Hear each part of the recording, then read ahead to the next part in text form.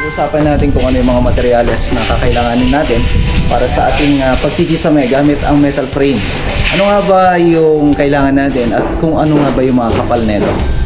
So, i-share natin yan mga kamusta at kung magkano ang presyo ng bawat materials. Ayun no. Hindi naabante si Raven. Pagputik nakaabot na kami doon kaso nga lang wala na, hindi na, ayaw niya na mabante. May araw no. Pagbabalik natin sa ating mga proyekto. So narito tayo ngayon sa bago nating project. Lamot project na. Taas ng location niya. So ito yung proyekto natin na start na nga po yung ceiling installation dito.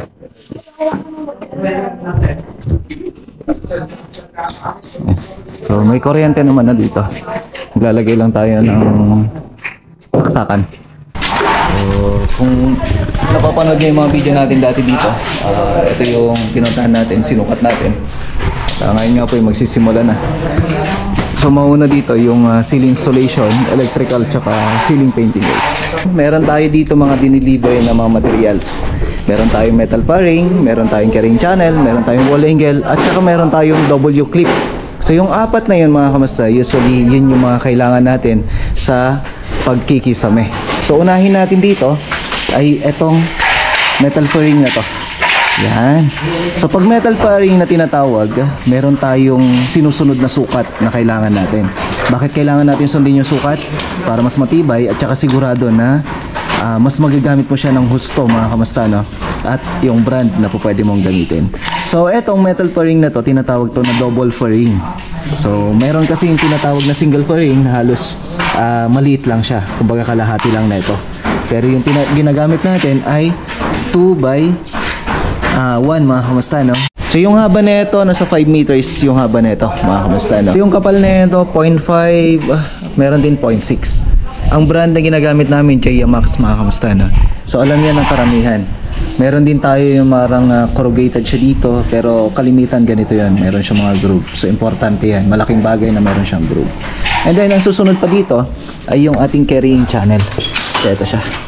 So yung carrying channel namin 0.7 o kaya naman 0.8. So napaka-importante na ang carrying channel natin matibay o kaya naman makapal. So ang haba nito ay nasa 5 meters. So yung ginagamit natin na carrying channel mga kamusta ay kapareha lang din ng brand na ginagamit natin ng Jaya Max. So napakainam na matibay at saka mas makapal ang carrying channel natin. So wag natin sabihin na mas mura yung ganito ka nipis. Kasi yung mga ginagamit natin na to, na mga metal frames na to ay lagi na ho namin ginagamit, no? Kumbaga matagal na ho natin ginagamit. So yung isa pa na ginagamit natin dito ay yung wall angle mga kamusta, no? So yung wall angle na to nasa 2.4 o kaya 8 feet ang haba nito. So ang thickness niya nasa 0.5 mga kamusta, no? Ayan. So marami tayong magagamit na wall angle pagdating sa ating mga pagkikisame. Kaya nga sa pag-estimate ng mga to, mag-share din tayo kung ano yung mga formula soon. So yan yung abangan natin. So yung mga materials na to ay tinatawag natin na GI. So hindi siya basta-basta kinakalawang. Maliban na lang siguro kung sa siding mo na lalagyan ng kalawang yan, po pwede, no? So mga materials na to mga kamusta, paggamit ng mga frames, importante hindi dapat siya kinakalawang, no? And then yung isa pa dito, meron tayo ditong W clip. Yan. So yung W clip na ginagamit natin dito mga kamusta ay 0.8. So meron tayong dalawang uri ng W clip na ginagamit. Ito 0.8 to. So napakatibay, hindi kayang basta-bastang lutuin. So pag 0.8 kasi yan, sigurado na matibay ho yan. Meron tayong 3 fingers at saka 4 fingers. Pero ito, kahit na 3 fingers lang siya, 0.8 po ang kapal nito. So napakatibay. Kaya nga, ayan o, hindi siya basta-basta nayuyupi. So maging metikuloso sa pagbibili ng mga materials na to pagdating sa mga frames natin. Kasi ang kisame nagbe-base din yan sa mga materials. At ang isa pa dyan, kung paano mo siya i-install, no? So pag i-install natin yan, meron tayong step by step. Ano nga bang gamit ng metal paring, carrying channel, at saka wall angle. So ipapakita natin yung kagamitan nitong W clip pagdating dito sa may metal frame natin o kaya metal paring. So yung metal paring kasi natin, pag tinitingnan natin to, kung napapansin nyo, kung pupunta tayo dito sa dulo, meron siyang hook. Yan, meron siyang parang nakayupi. Ayan o, nag-U. So dalawa yan. Ang W clip naman natin, meron siyang naka-usli na dalawang nakaangat na yan. So ngayon, kung titingnan natin maigi, ganito po yan. Yan. Yan ang trabaho niyan kung bakit siya naka-U, no? So pag kinakabit mo yung carrying channel gamit yung W clip na yan, so ganyan po yung magiging sitwasyon ho niyan. Sa lahat ng mga galamay niyan, nilalagay natin yan. Ganyan. So meron din tayo nilalagay dito sa kabila niya. So doble ho yan. At ito, ginagamitan to ng plier.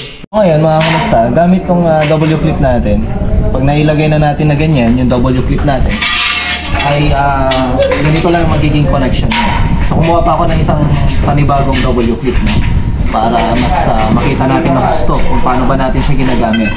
Ngayon, itong carrying channel natin na to, by the word carrying, ito yung nauuna natin yung sa taas, kung saan ganito yung paraan yan.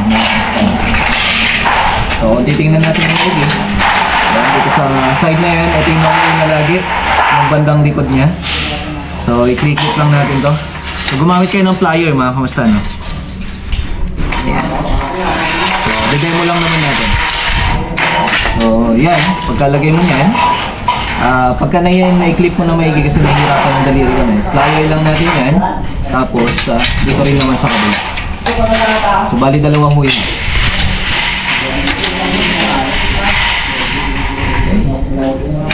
Yan. So, kung titingnan natin, hindi siya gagalaw. Hindi siya papalig-palig na lalo na kapag na-install na sa taas. So, isa pa lang mo yan, ganyan na yung magiging connection mo. O kaya naman stopping niya.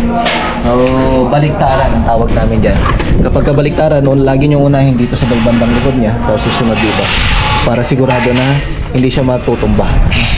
So, mas mainam na dalawa yung gagamitin natin. So, ganyan lang po yung paggamit natin ng carrying channel at saka metal fairing. So, ito kasi yung ginagamitan na o kaya pinagkakabitan na ng board natin.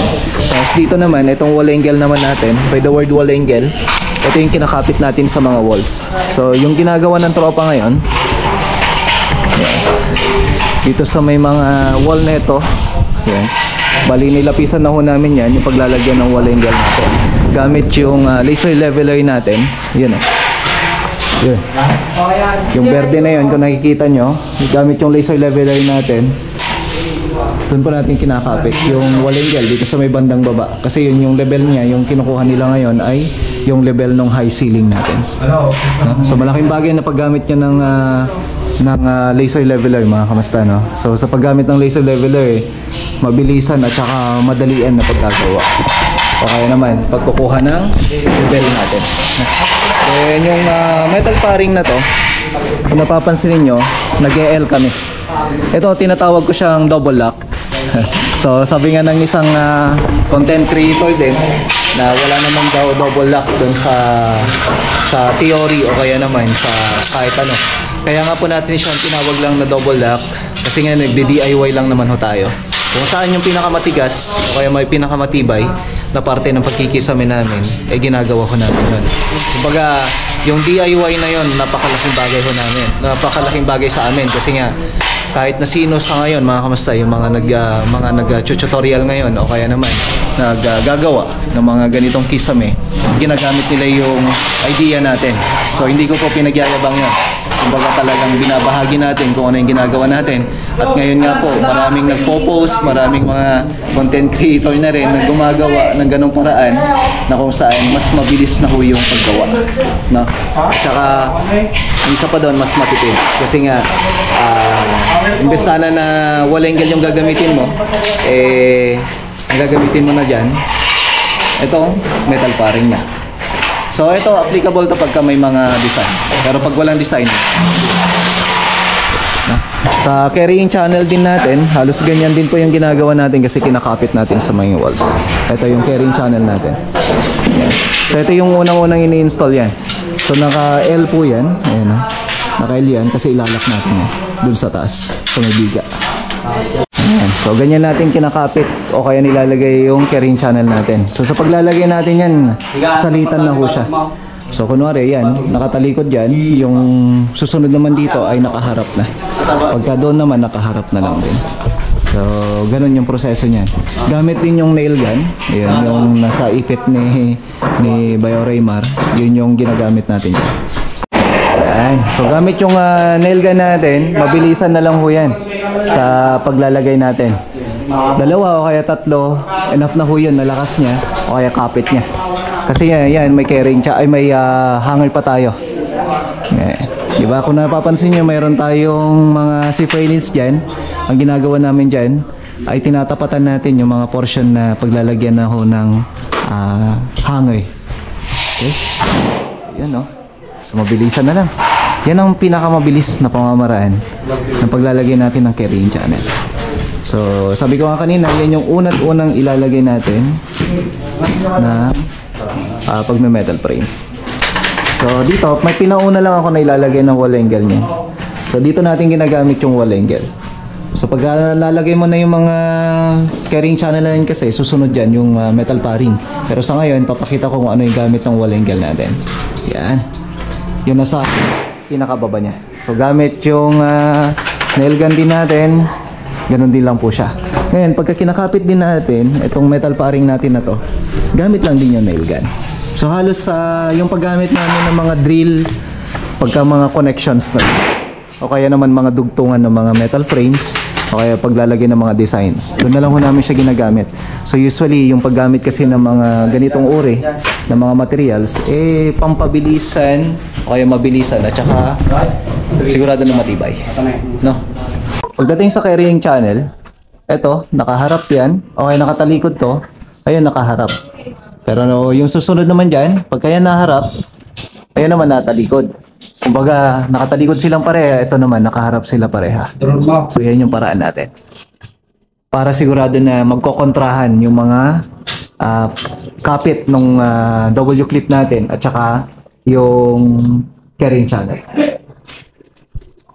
So yung distansya na ito mga kamasta ay nasa 70 cm. Yung layo o kaya pagitan. So ang ginagawa namin dyan, inuuna namin yung sentro, tapos sunod-sunod na ho yan. Kasi nga, pagka inuuna mo yung sentro, kunwari, pag maglalagay ka ng center light, sigurado ako na mayroong kang kakapitan. Malakas yung pwersa niyan, lalo na kapag ka mayroon na yung mga hanger niya. So ayan, ayos na mga kamasta, no? For now, ayun na muna yung may share natin na paggamit o kaya naman kung ano yung mga materyales sa pagkikisame natin. So sa mga susunod na video natin, tuturo din natin kung paano nga ba mag-estimate kung ilang materials yung kakailanganin mo sa pagkikisame ng mga bahay ninyo, kung ilang board yung kakailanganin mo sa pagkikisame. Ayan, kita-kita tayo sa susunod mga kamasta. God bless. Ito yung day 1 natin at abangan nyo pa yung mga susunod na kabanata.